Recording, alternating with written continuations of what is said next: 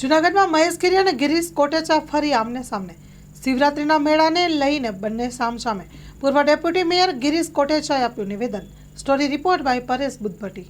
મેં સરકારને કાલે પત્રકાર વાર્તામાં અપીલ કરી કે આ વખતે તમે બંદોબસ્ત ખૂબ સારી રીતે વધારે મૂકજો, કેમ કે હરિગીરી હવે કોઈ પણ હદે જઈ શકે છે। એના ચેલા ચપાટા અને એની ટોળકીઓ જે છે એ પણ કોઈ હદે જઈ શકે છે। મેળાને બગાડવા માટે પણ પ્રયત્નો થઈ શકે છે, કેમ કે ધ્યાન ભટકાવવા માટે આ કંઈ પણ કરાવી શકે।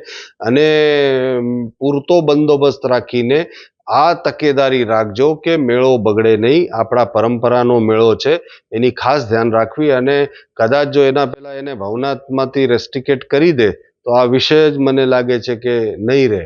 એટલે કેમ કે કાયદાકીય રીતે તો હવે એ પૂરું થવા જ આવ્યું છે અને એણે કેટલા કૌભાંડા કર્યા એ ખબર છે। એની પૂરતી હાજરી હોતી નથી, જે નિયમો છે એમાં ખરો ઉતર્યો નથી, પૈસામાં ઘોટાળા છે।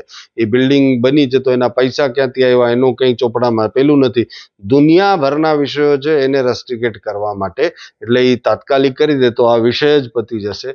એટલે મને લાગે છે કે શાંતિથી મેળો થવો જોઈએ, તો એના માટે આ જો પગલું લઈ લે તો આ મગજમારી જ ના રહે। શિવરાત્રીનો મેળો દર વર્ષે કેટલા વર્ષે હજારો વર્ષોથી શિવરાત્રીનો મેળો થાય છે। એવા સંતો બહારના આવતા હોય, દર્શન કરીને પગે લાગવાનું મન થાય। જેના કોઈ દી નો દર્શન થાય છે, હિમાલયથી આખા સનાતન ધર્મ બધા લોકો આવતા હોય। એક એક અખાડાના જ્યારે એ અખાડાના પણ જ્યારે એ સંતો બન્યા હોય ને, મહામંડલેશ્વર બન્યા હોય, પણ એ બધા તો આવવાનો મેળો પણ ખૂબ સારી રીતે જ આવવાનો છે। દર વર્ષે થાય, દર વર્ષે કંઈક ને કંઈક સુધારા વધારા થતા હોય છે। એટલે દર વખતે પરિક્રમાનો કે શિવરાત્રીનો મેળો 15 લાખ માણસ જે આવે જ ને, એ ભૂતનાથ દાદાને આમ પગે લાગવા આવે છે, ભવનાથ દાદાને, મા અંબાને પગે લાગવા આવે, દત્તાત્રેય માને પગે લાગવા આવે છે, એને સંતોને જે આવે છે બહારથી એના દર્શન કરવા આવે।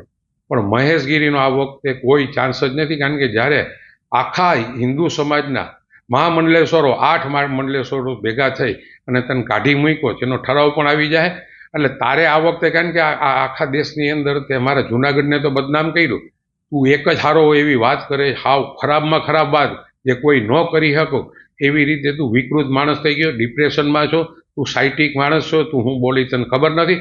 પણ હવે તારો કાંટો છે ને મા અંબા, ભૂતનાથ દાદા અને અમારા સનાતનના જેટલા પણ ગુરુ છે ને, એ તારો કાંટો કાઢી નાખ્યો છે।